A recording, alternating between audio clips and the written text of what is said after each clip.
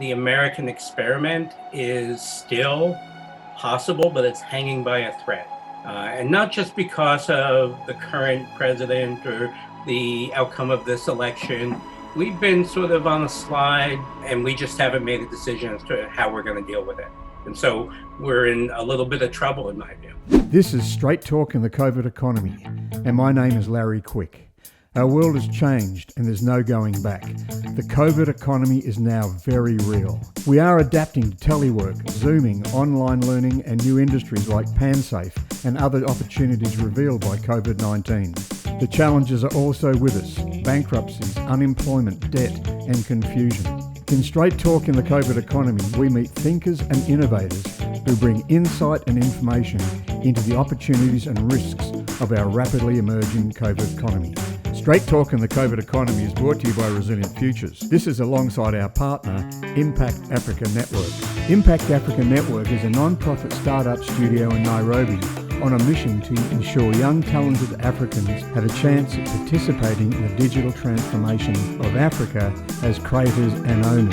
If grassroots change is something that excites you, visit www.impactafrica.network. By doing that, you'll be able to support as donors and mentors the Impact Africa Network.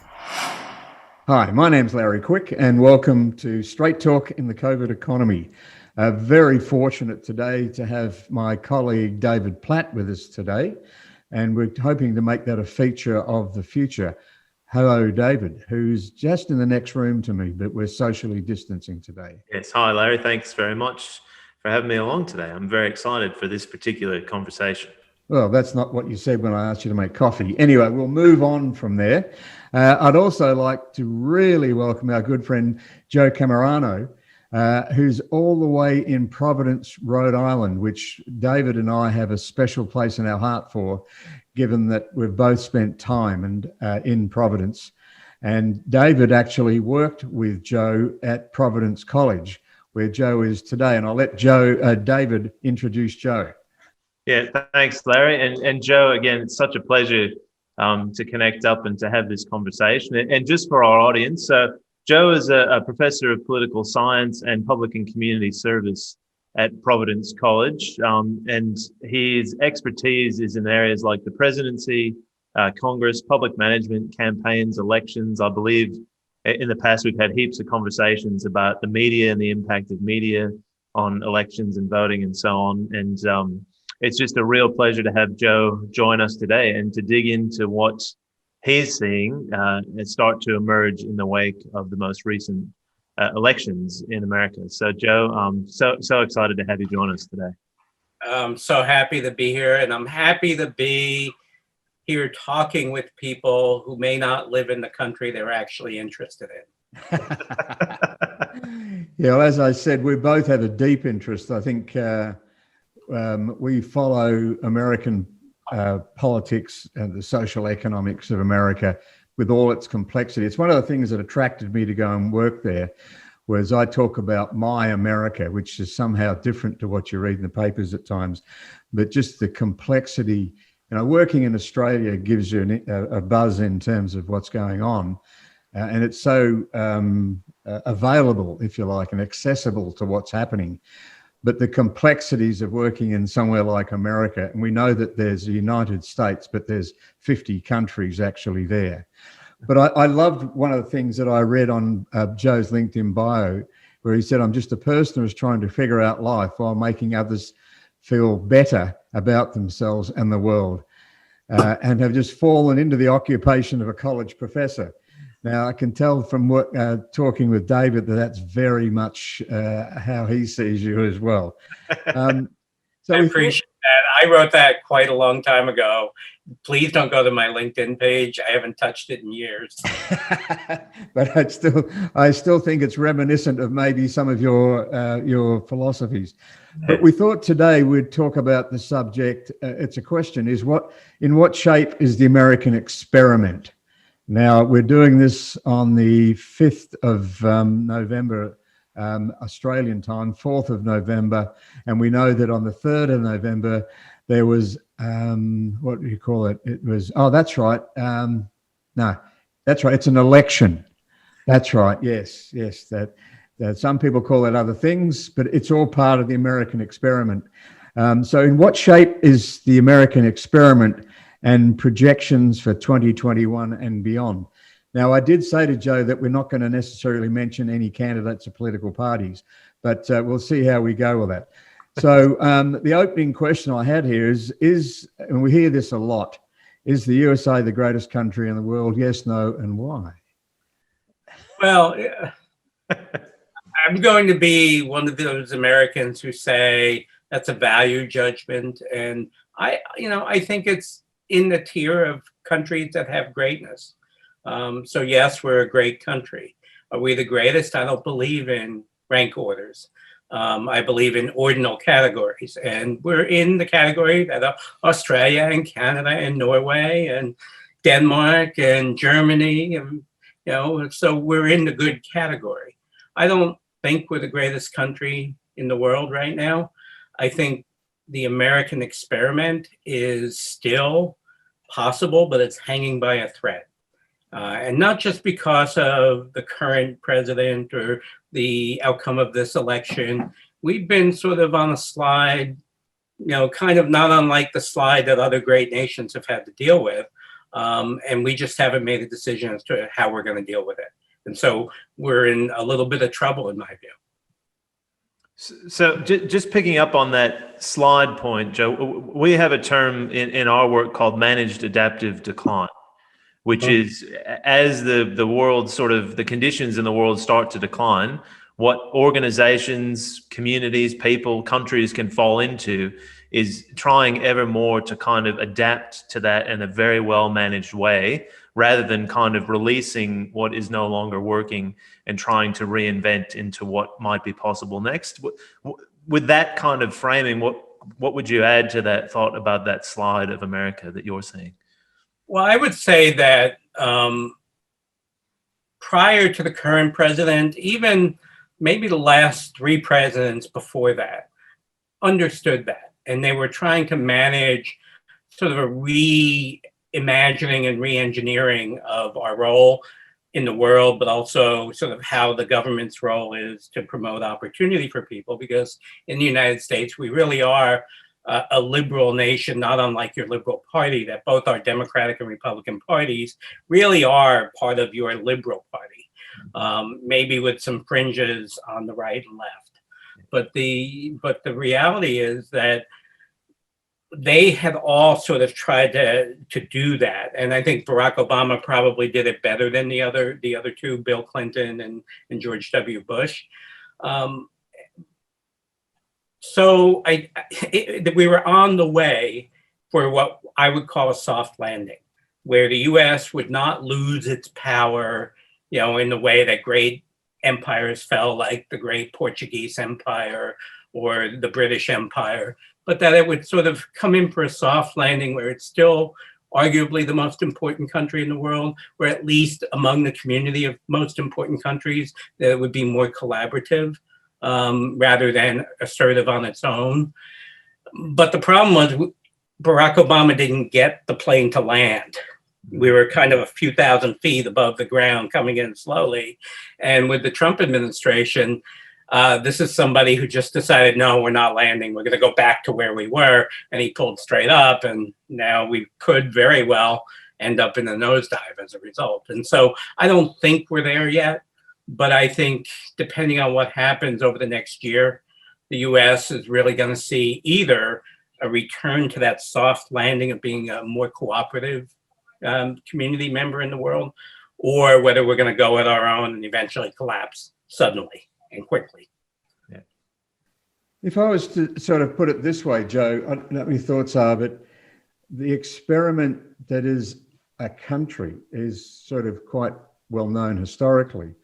That, the experiment that was sort of colonization from Europe, colonies coming out, the colonization of empire and the building of empire. And I often wonder, given America had its sort of internal growth up to the First World War, and then sort of went quiet after the First World War. Come the Second World War, it actually then established that experiment of empire.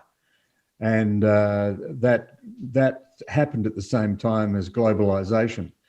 And if you think about America's expansion since the Second World War, it's done extremely well in expanding what you might call a different type of empire.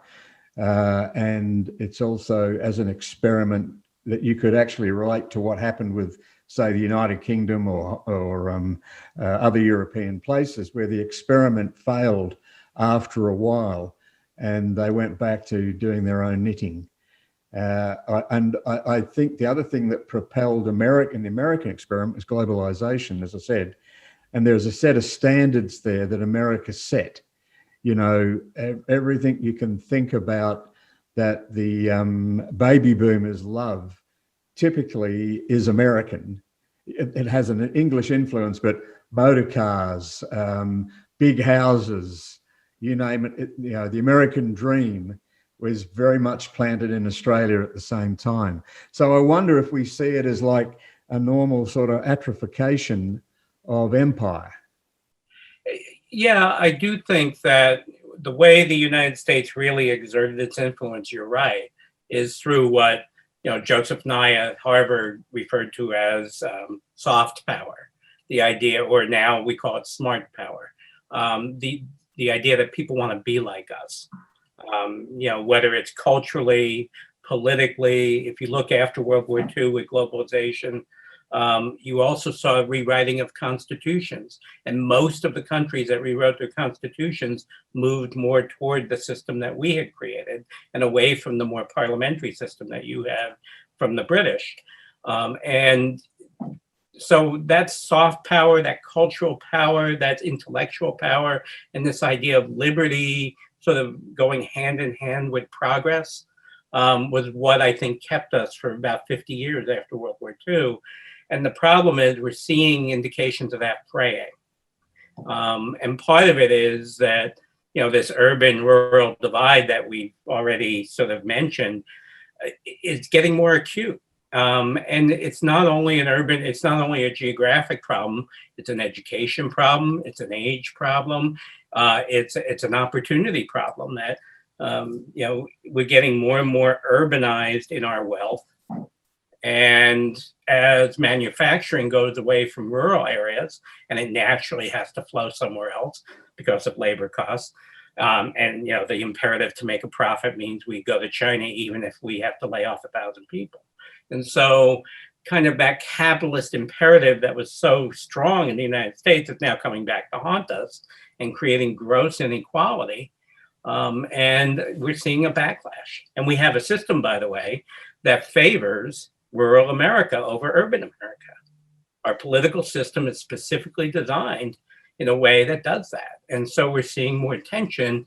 And this past election, we see a manifestation of that where we don't know the final result, in part because even though Joe Biden has gotten more votes than Donald Trump and has a majority, that's not enough in this country. And so we're starting to see lots of things that are coming back to haunt us, and we haven't been very dynamic with finding answers. Yeah, that's a really interesting conundrum to be in, and we see that not just as a conundrum for America, but it's a conundrum emerging in other Western countries, if you like. But very much similarly here in Australia, there's an seemingly increasing divide politically between those who are rural and maybe of certain demographics in terms of age and race and so on, and those who are more urbanized, metropolitan, different set of experiences, if you like. There's a number of questions around that. The first is, what do you think it might take to reunify that divide, right? And that there's an American question around that, but then, you know, extending that into a global environment. How do we bridge a divide that at the moment seems to be growing and potentially growing faster? You know, David, you and I talked about that long ago, how you find this mutual common interest that might provide that kind of connection to allow people to cooperate and collaborate. Unfortunately, in the United States, we have moved the other way. And we're seeing this tragedy of the commons, as it's called. I'm not sure if you're familiar with the term. I assume you are, but I just want to make sure.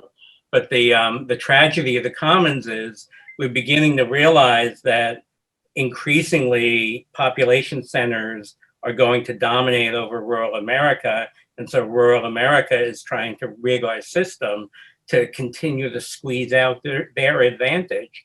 And they have fewer and fewer tools. And so they're using all sorts of legislation, redistricting, which is, the redrawing of district lines for our constituencies in the House of Representatives to advantage, rural areas over urban areas, which had been outlawed in the 1960s by US Supreme Court ruling saying one person, one vote, people. Well, they're finding a way to get around that. And so, for example, in the state of Wisconsin, even though I think it was 54% of the vote went to the Democratic Party when they ran for state legislatures, 63% of the people picked were Republicans. And so they're using the tools of government. They're using the courts. They're using, the right to redraw district lines as a way of holding on to that which they have, knowing that it's not going to be there forever, but they're going to get theirs now while they can. And that's a problem. That's a serious problem with our system. And that, if I can just a quick follow on with that, but that very much is about structure and power and those hanging on to power. And I understand to a certain extent why those in power want to do that. But what I'm also interested in, what we're interested in, is what about the people, right? So that power base is supposedly representative of the masses. How conscious do you think the ordinary American, Australian, European, English person is of the power dynamics that are flowing around them, and to a certain extent, potentially manipulating them, I guess, in terms of decision? Well, I think they know they're being used, but I think they're being transactional. I think, to be honest, I believe that rural America, rural Great Britain, rural Ireland, rural Australia, they understand that they don't have much other choice if they want to be listened to, or if they want to have any kind of power or a seat at the table of power. And so they're engaging in the transaction. Mm-hmm. And, it's a very modern notion of how you conduct yourself in the world, rather than being transformational, which was sort of what we're supposed to aspire to. Yeah. But they're like, no, if I support this person, I'm going to get something for myself. And that's the only way I'm going to get something for myself, because no one else listens. There's a Berkeley sociologist, Arlie Hochschild, who went and visited a place where she had worked in the 1960s, registering voters in Louisiana. And she wanted to find out why the very people who get the most from government, who pay the least in taxes relative to what they get back, who are subject to environmental degradation, who have been left behind by the Republican government that runs the state, why they still only vote Republican.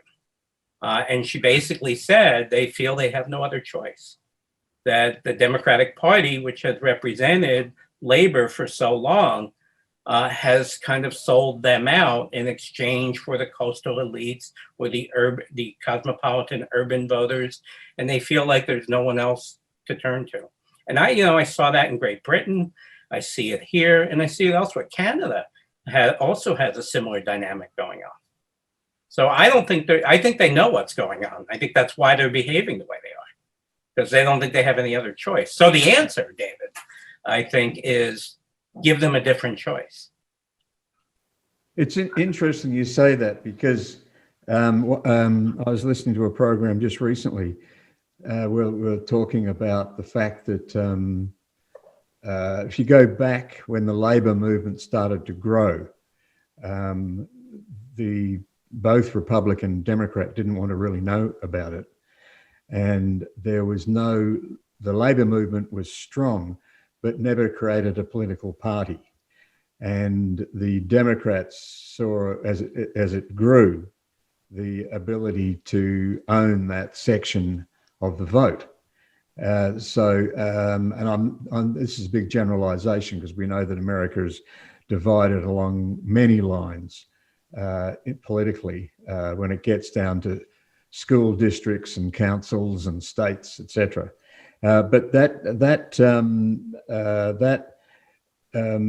Labor Party, say for instance, if you take the Labor Party of the United Kingdom, the Labor Party of Australia,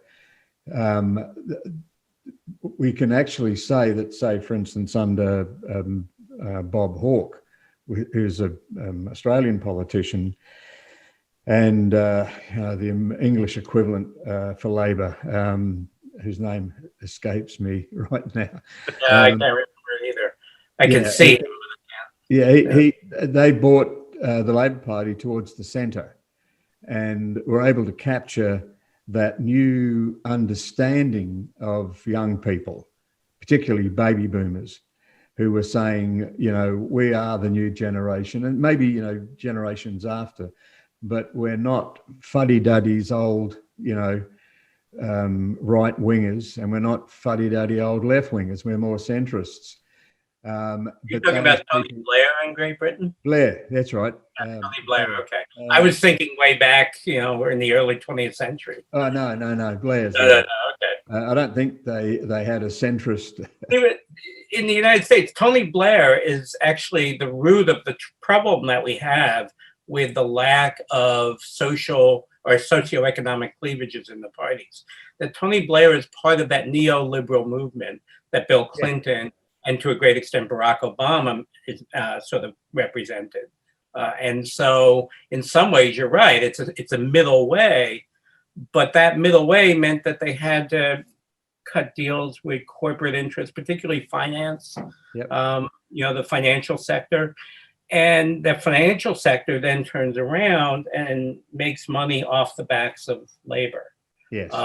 And that's the problem, is that poor people who used to be naturally Democrats feel the party has abandoned them because Wall Street is, the Democrats are as much in line with Wall Street as the Republicans. Yeah, absolutely. And what you have is this sort of amazing sort of situation where you can have the absolute American elites, that old sort of American eagle look faced, pale, male, and sometimes called stale, be the party that the people who are disenfranchised from the American economy who vote for them. And, I mean, you cannot explain to me how people really think that Donald Trump, for instance, or even George Bush and Dick Cheney have any sort of relationship with a person who's struggling out in the boondocks or struggling out in regional areas.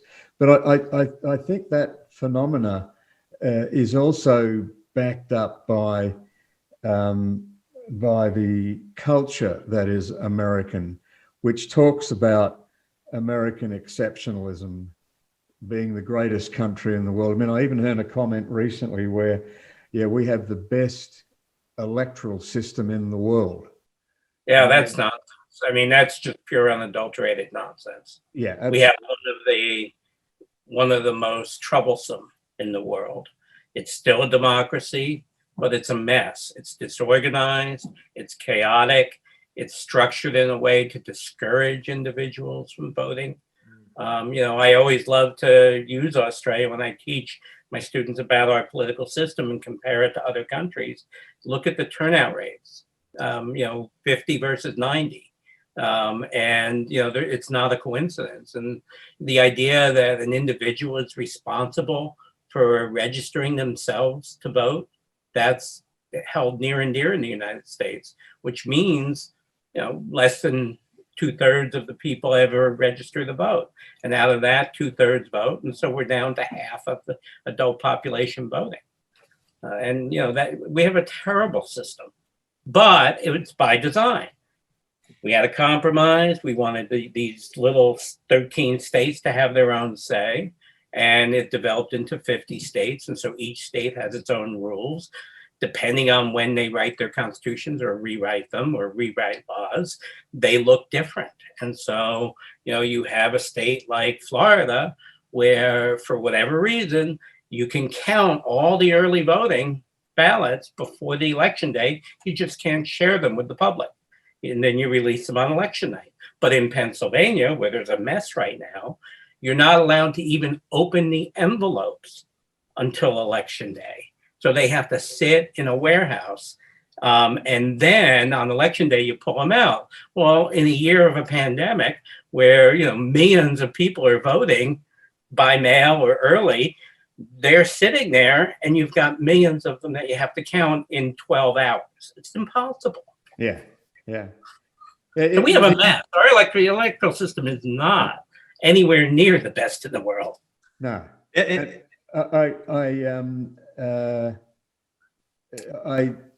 look at the electoral system as part of knitting things together as you go. If you're going to, it's almost like why most mergers fail.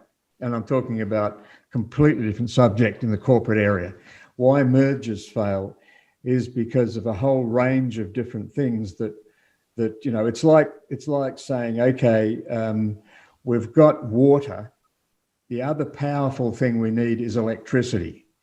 And we also need gas and we need fire. So what we're going to do is we're going to put them all together in the same box. Well, what you're going to get is they don't work together. They never do. And I look at the systemic failure of America.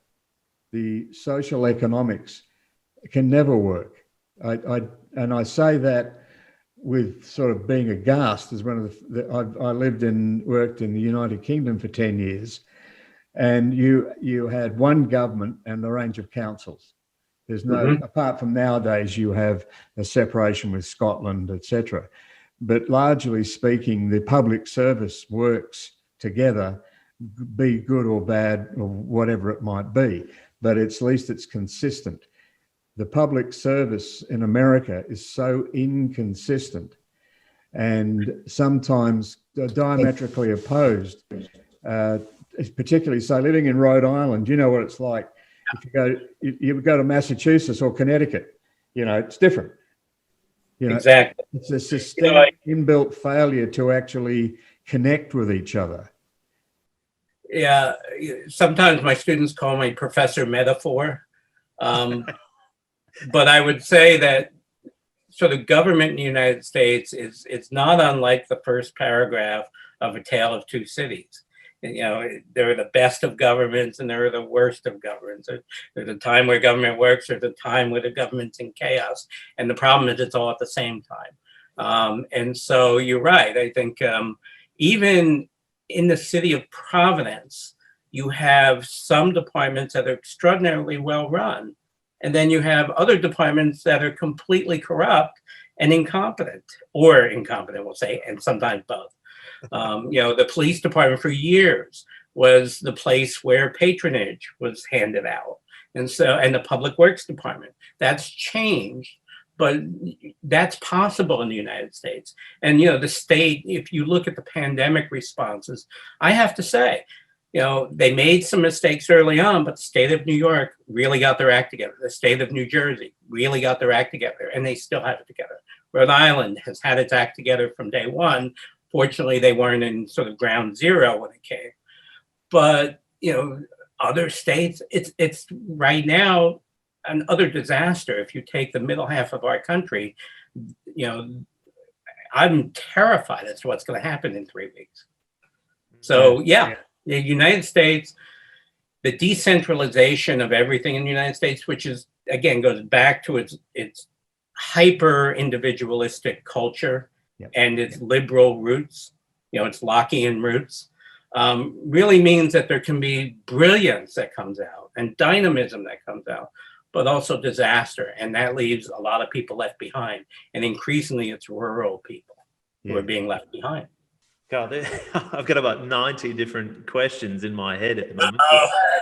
But I remember nearly 20 years ago now, I guess, Joe, us talking about the role of the media in all of this, and how the media is manipulated to a certain extent. I remember you saying back to that, the divide that exists, and that when it comes to participation in elections, that by and large, a lot of the media campaigning is actually designed to get people to throw up their hands and say it's a disaster. My vote doesn't count. Why bother?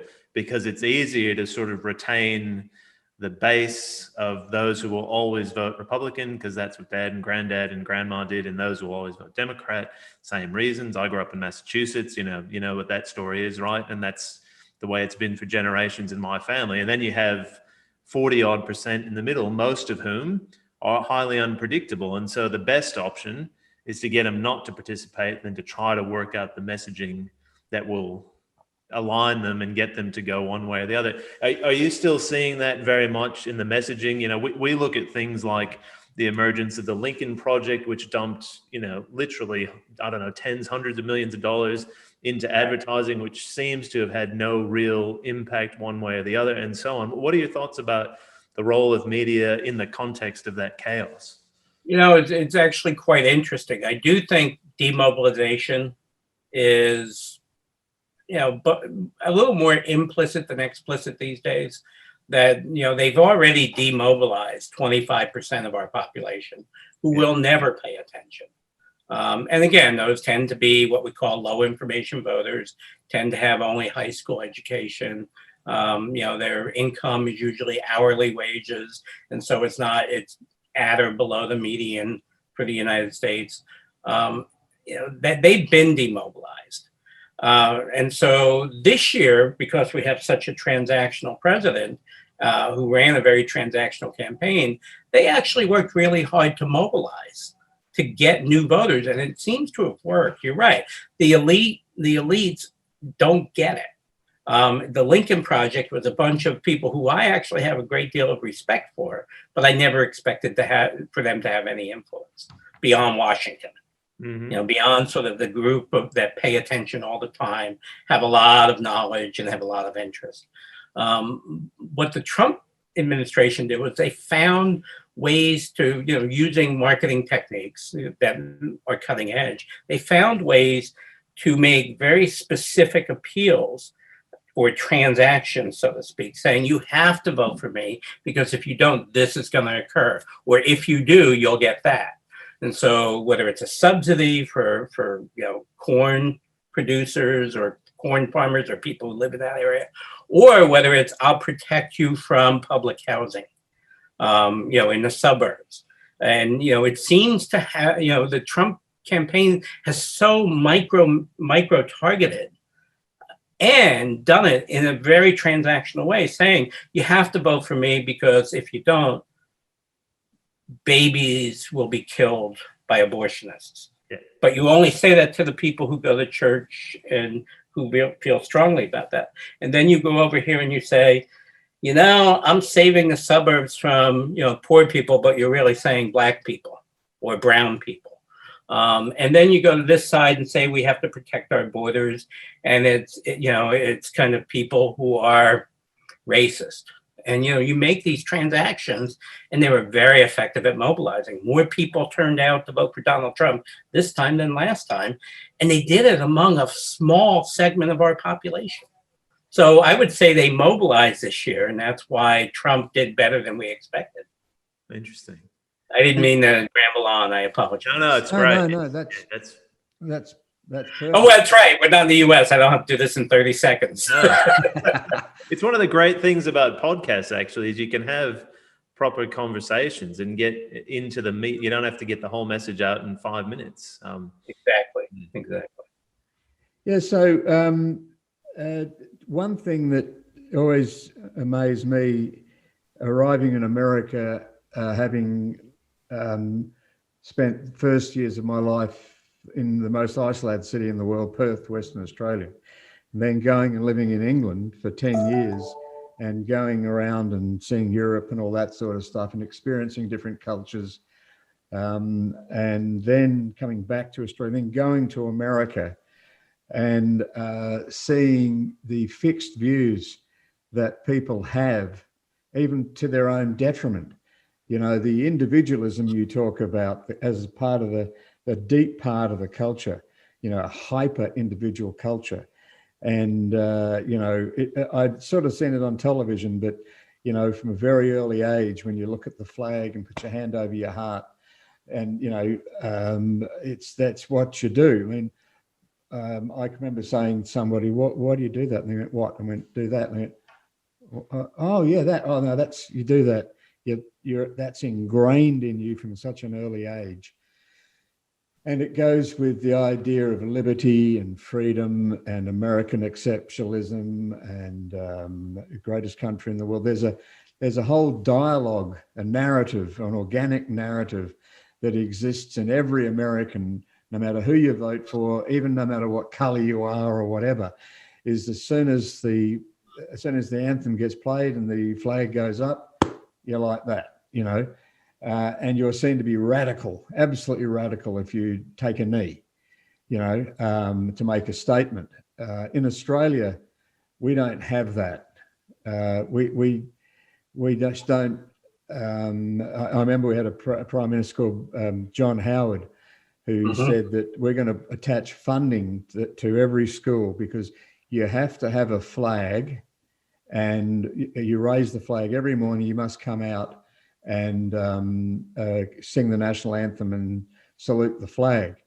And everyone was horrified, like truly horrified. I actually said, well, you know, and then they tried to bring in a rule about burning the flag. And I said, well, you know, I love Australia. I love Australia for Australians and the beautiful country we have. No flag or song represents what Australia means for me. And, you know, buy me 100 flags and I'll burn one a day, because that's not our Australia. It's symbolic of something. But, you know, so we build this symbolism in America that's so deep in the culture. You know, it's sort of like, if you haven't got a flag flying out your house, you're not American. You're not a patriot. You know, this whole idea of being a patriot. And, you know, and then you mention one word, doesn't matter who the group is, you mention one word which starts with S, and you mention that word and everyone is horrified, and the word is socialism. And it is, you know, I say, well, Australia is really a social democracy. We're very socialist and we like our government systems and we're prepared to pay tax for it. We'll minimize it if we can, but we like our social services, etc. But in America, that word socialism. But I see, you know, so that I'd like you to talk about that, but also you see the Bernie Sanders thing coming through, and, you know, you see the tide turning with that sort of notion of socialism in America, which is sort of like one step worse than communism. But, you know, how do you see that all playing out? You know, it's a really interesting question you're positing here. You know, as you were talking, I was thinking, when did this really begin? Because there was a period where I was in, you know, secondary school in the mid to late 1970s when Gerald Ford and Jimmy Carter were presidents. And there was a court ruling that said you don't have to stand for the pledge. And I exercised my freedom of choice to not stand at homeroom. And, you know, there were some people who were uncomfortable with it, but they accepted it. But beginning in the 1980s, that began to change, and patriotism became sort of more fully integrated into political appeals. And then, you know, Ronald Reagan clearly stood for that hyper-patriotism, reasserting American power. And so in the 1980s, we began to see sort of that patriotism as an identity rather than as a practice. And, you know, that kind of, I don't want to get too theoretical here, but that sort of equation of an identity versus a set of behaviors has increased over time, not decreased. And it's one of the primary problems we have with our system, is that we have turned into what you might call postmodern politics, where substance is irrelevant, that governing is less important than winning and having power. And so all of these things that we do that used to be sort of an expression of diverse patriotism. We're all Americans, even though we disagree, now becomes, if you're one of us, you'll be patriotic. And if you're not one of us, you're a socialist. Yeah. And, that socialism is the new Soviet threat. Soviet Union's long gone, but we're still seeing red in this country. And in order to sort of keep sort of its sort of coalition together, the Republican Party, and I don't want to get too partisan, but they have very consciously understood they can't win with just the bankers' votes. They have to get the votes of the masses. And the way they're doing it is through this social identity called patriotism, where we're number one, no matter what, we're always right. And if you don't believe in us, you're a commie. And so since communism is effectively gone, we're now socialists. And you're right, that is a bad word, although it's younger generations are much more comfortable with it here. I think what we're seeing, as my generation begins to sort of get old and leave the planet, the younger generations are less afraid of collectivism, and they see it more as an answer. So we're probably going to see an evolution of change back to a much more social democratic mindset, the way we were in the 30s and 40s. But yeah, no, it's an identity. It's not a practice anymore. And, I used to automatically stand up and just, listen to the national anthem, even if I didn't sing it. But now I do it because I feel I have to do it. Otherwise, other people will be mad at me. And that's an indication that it has a different meaning now. Yeah. Yeah, I remember I was at the grand final, football grand final, and for me, it's a struggle. It's a real struggle, but it's quite funny because people will stand up, and I didn't stand up when I went to the grand final last time because it's like, that's not who I am to sort of express my feelings for my country. I have a lot of feelings for my country, but I want it to be as objective as possible. So it's, as you put it, it's a practice. It's not something that you have to do because you have to do it. But the interesting thing I always find funny is what you watch. When they pull the teams out, the two Australian Football League teams, they're all in a row, and they're playing the song before the game and the anthem. And you can see that some guys don't know the national anthem, and they're I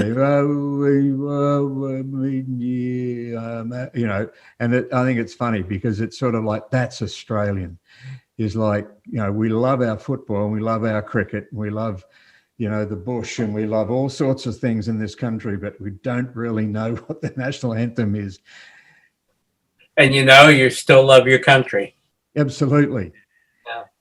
But Dave's a good example of a hybrid. I mean, I forgot to mention that he is actually an American. He hasn't been here for 102 years, so he's fully accepted yet. But I'd be interested in his view of the difference between an Australia that he's come to know and the America that he knew.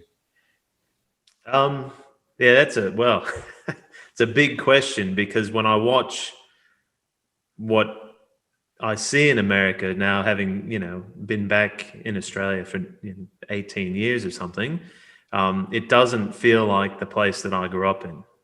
It doesn't look like what I thought America was meant to be in the world.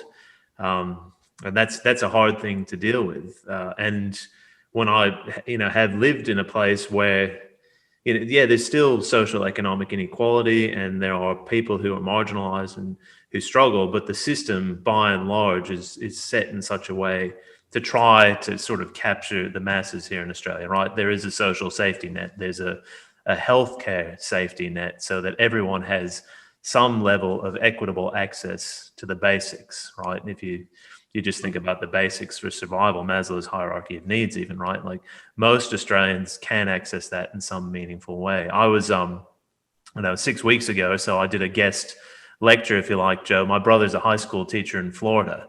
and he teaches AP and IB science, and all of our work here in Australia is based on complex adaptive systems, but how you can use how systems behave strategically to get change to happen, individuals, communities, businesses, and so on. And he said, we're studying system science, can you come and share with my kids how this sort of works as a way of them understanding that it's not just about the science, there are other applications. And we did all that sort of stuff. And then a group hung around to chat over the lunch break.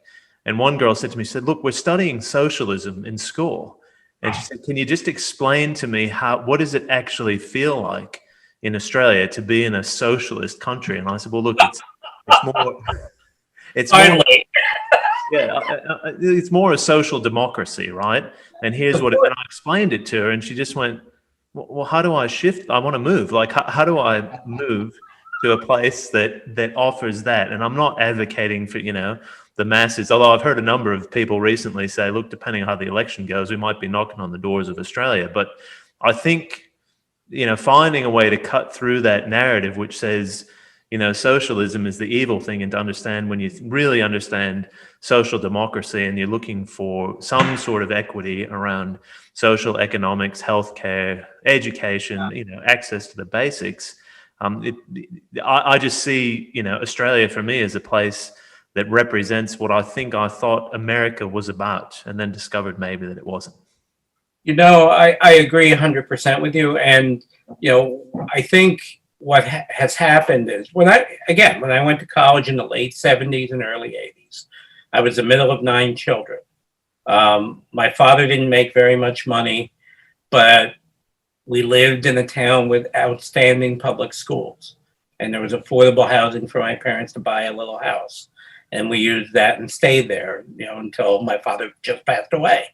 And so when I went to college, because I was bright, but also because we didn't have much money, I got grants.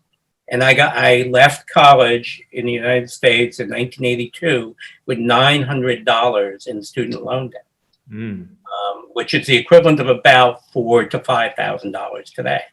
My students are leaving with very few grants, but with $70,000, $80,000, $90,000 in loans before they go to graduate school to get their professional specializations. And so the opportunity that used to be so deeply integrated into our version of democracy, which was sort of capitalism and democracy together, but politics was not capitalism. That began to change in the 80s, and it's become commodified. And so now our politics is subservient to our economics. And I think that's the problem, is there's no net. And young people get that because they're the ones who are going to suffer. Yeah. And I've got an observation and then a question. So we've got a group here that we call our Resilient Futures Network Prime, which they're a group of business leaders mostly, but some community leaders. We come together once a month. Often with folks like yourself. So we'll get somebody to come in on Zoom and offer some reflections. And then they discuss, well, what does this mean for us? How can we take this forward? And so on. And there's a woman who is a strategist for one of the local water authorities.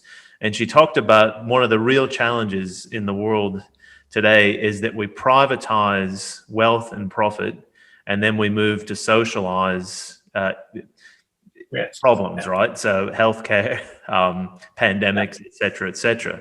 So that for me aligns very much to what you're just saying, which is the interests of the common good, if you like, or of the commons they become subservient to private opportunities to accrue wealth.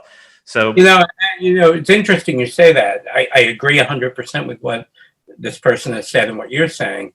But the really fascinating thing is, if you look at organizations who understand that, private corporations in the United States actually understand that. And not all of them, but there's a struggle. But a lot of the best corporations are actually far more progressive than our governments. Yeah. So that leads me to my question, which is going forward, if you like, from today. A couple of days after an election which is unresolved, into a context where it sounds a bit like we might have to go more divergent before we can start to reconverge around whatever the next part of the experiment might be. What do you think is going to happen out of the election, say, in terms of how do we start? Is there going to be a unifying message, an effort to unify? How's that going to play out potentially, depending on who ultimately is resolved as president, what happens in the Senate, the House, et cetera, et cetera? What are you seeing around that journey forward? It's a great question, and my name is Cammarano, but in 2016 I got a nickname called Cammarano.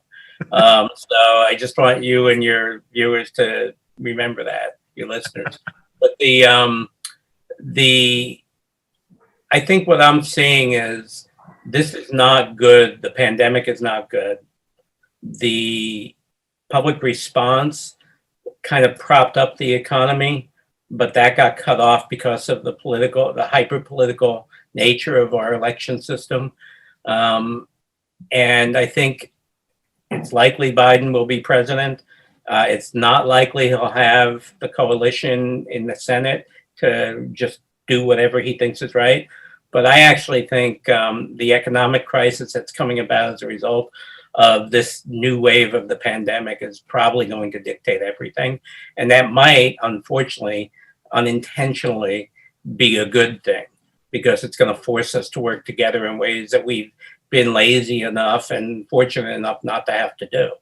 And so I am hopeful, but only because I'm pessimistic about where we're going to be in the next 6 months. I'm not a macroeconomist, but I don't see good things happening, and I have no idea why the stock market hasn't responded in a different manner. But I'm not hopeful about the next year, but I am hopeful about the 2-3 years out from there. I think we're going to be forced to work together, kind of the way we did in the Depression. And do you think the system will allow that? As in, one of the things that we talk about is agility and shifting and shaping. America's always been pretty good at that, but getting things to happen. And if I was to put it as a global competitor, that we're as a culture, we're somewhere between England and America, with a lot of Europe and now a huge amount of Asia in our bones, our structure. We are Asian. I can remember when I was at school, one of the questions in our social studies was, Australia is geographically what, but culturally what? And the answer was geographically Asian, but culturally English. We are very much a mixture now. And generally speaking, we get on very, very well. We don't necessarily have the issues. But our ties to China and Southeast Asia are huge.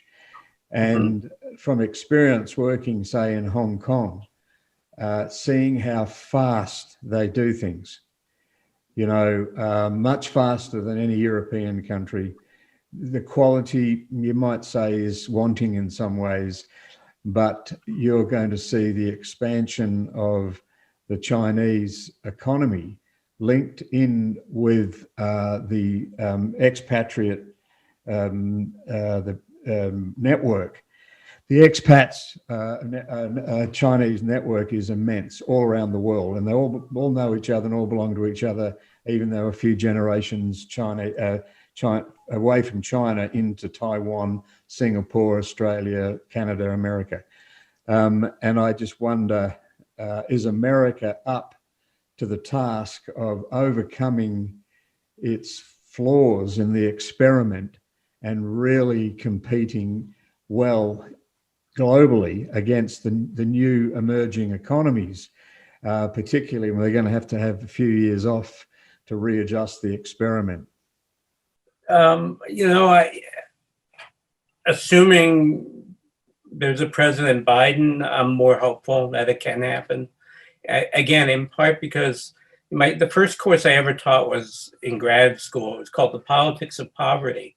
And in reading up to teach that course, I remember coming to the conclusion that there wasn't this grand political movement. There was more, oh my gosh, we have to do something together. Otherwise, we're just not going to make it through this.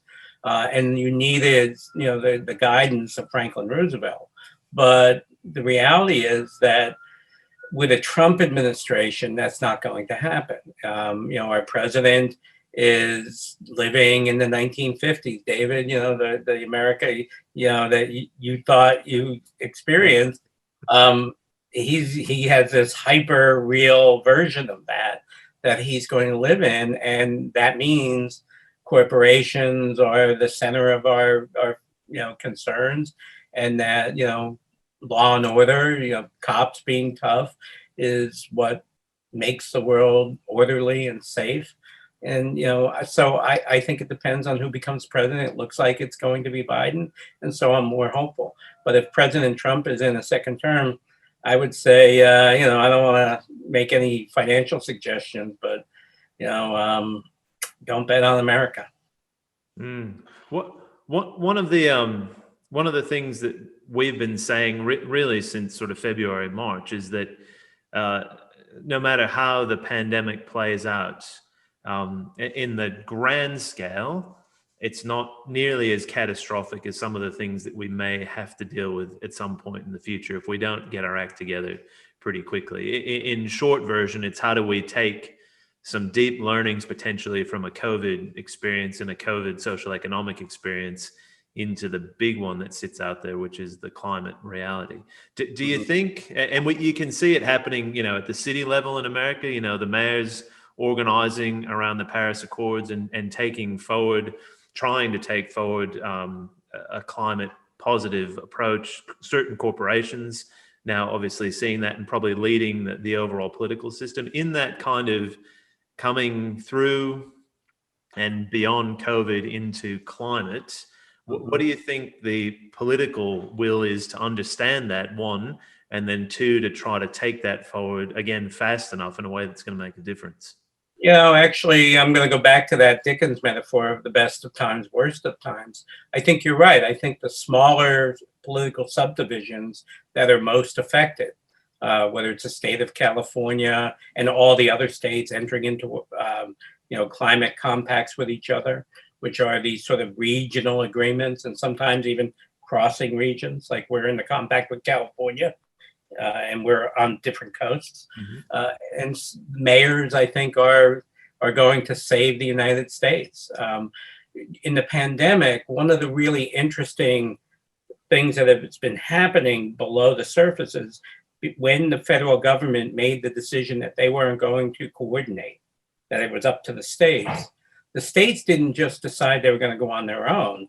They actually entered into this, using sort of a systems approach. They entered into this sort of collaborative effort, which was, facilitated by Johns Hopkins University and the Bloomberg School, and Michael Bloomberg underwrote a lot of this. But they were meeting every day through teleconference and coordinating and talking about their approaches. And, today there was a, sort of new restrictions imposed, but instead of just being in our jurisdiction, it was the entire New England region, from Boston all the way down to Delaware, which is almost Washington, D.C.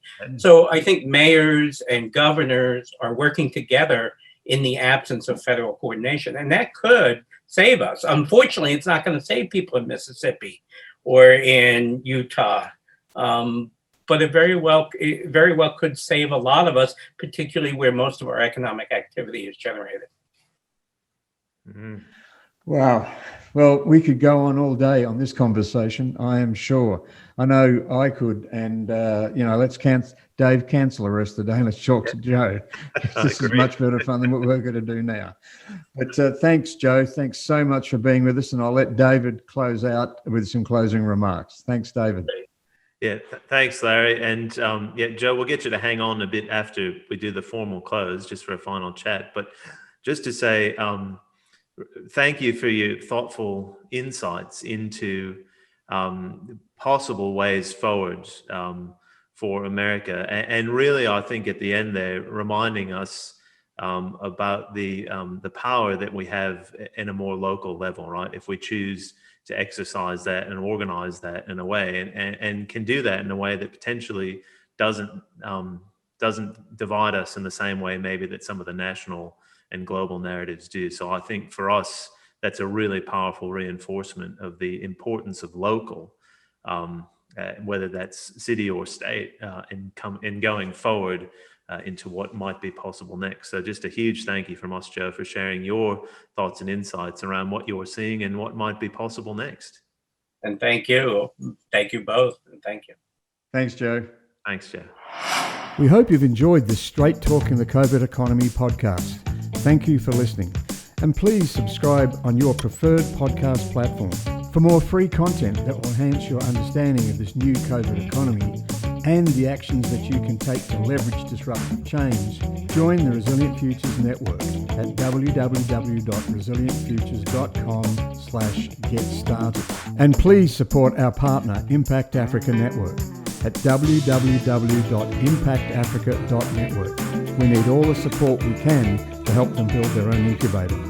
We know that there are many other great podcasts out there, and your time is precious, and you chose to listen to Straight Talk on the COVID Economy. And we appreciate that. Thank you.